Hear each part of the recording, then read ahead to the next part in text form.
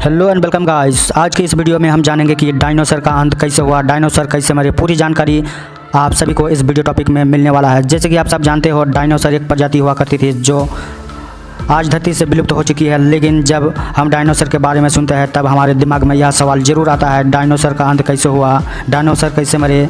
यह एक ऐसा सवाल है जिसका जवाब हर कोई जानना चाहता है, क्योंकि यह प्रजाति हर किसी के लिए अनेक सवाल खड़े करते हैं। इस वीडियो में हम कोशिश करेंगे आप सभी को डायनासोर की पूरी जानकारी देने के लिए। चलिए जानते हैं डायनासोर का अंत कैसे हुआ, डायनासोर कैसे मरे। पूरी जानकारी। डायनासोर काफ़ी विशाल हुआ करता था। शायद अगर यह विलुप्त ना होते तो धरती पर मानव जीवन भी संभव नहीं हो पाता। हालांकि आज तक किसी ने डायनासोर को नहीं देखा और जितने भी तथ्य इस प्रजाति के बारे में दिए गए हैं सभी अनुमान और अवशेष के तौर पर दिए गए हैं। जब यह डायनासोर का युग हुआ करता था उस समय मानव जाति इस धरती पर अस्तित्व में ही नहीं थे। अगर होते भी तो शायद कोई इस विशाल जानवर से बच पाता। ऐसे ही बहुत से बातें अब हम जानने वाले हैं। तो चलिए जानते हैं डायनासोर का अंत कैसे हुआ, डायनासोर कैसे मरे।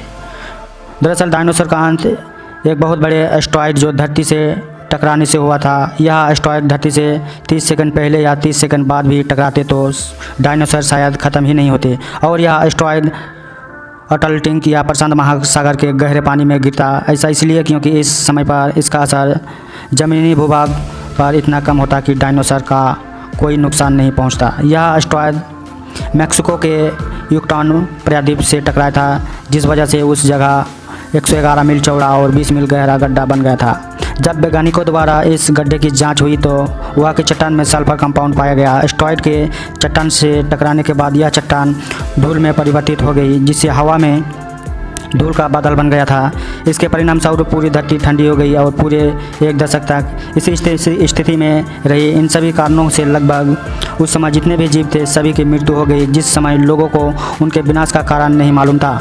उस समय ऐसा माना जाता था कि काल के स्वाभाविक प्रभाव में जीवों के स्वरूप बदलते गए या जीव नष्ट होते गए और नई प्रजातियाँ पैदा होती गई।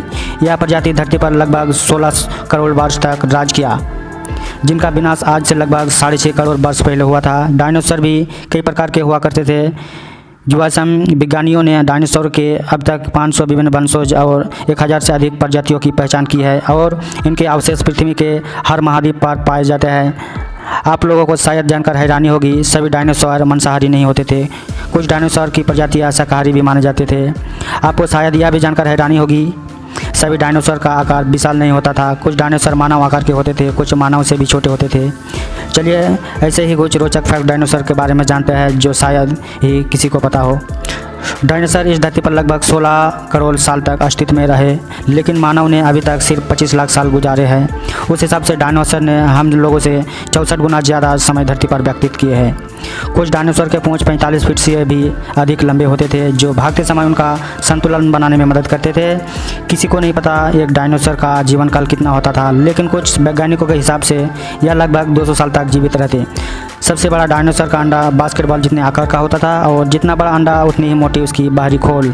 इस वजह से अगर इससे भी ज़्यादा बड़ा अंडा होता तो शायद डायनासोर के बच्चे इससे बाहर ही निकल पाते।